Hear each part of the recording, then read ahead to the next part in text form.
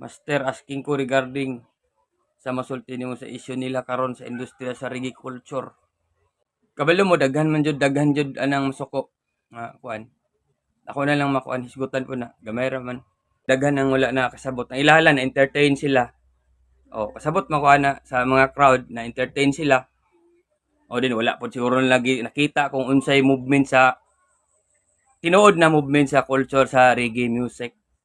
Unsay ipasabot sa reggae music. Pero ako nasabtan man ako ang kadaghanan karon medyo na-entertain lang sila ako nakita na-entertain sila sa lagi sa inana. Pero usahay sa imong pag-entertain or parents ka or educated ka nga tao, tanawa pod kung ang pagka-entertain nimo nga kung okay ba jud na siya. Di pero okay ra man na sa kung ibutang natog wala sa reggae music. Wala sila sa reggae music. Wala man po yung magbagulbol nga mga kuan mga mismo sa nasa eksena sa reggae music ba wala man po yung mga reklamo, wala man yung maginana kung sa lahi lang sila nga klase sa genre sa music ba. Dili lang bitaw sa reggae.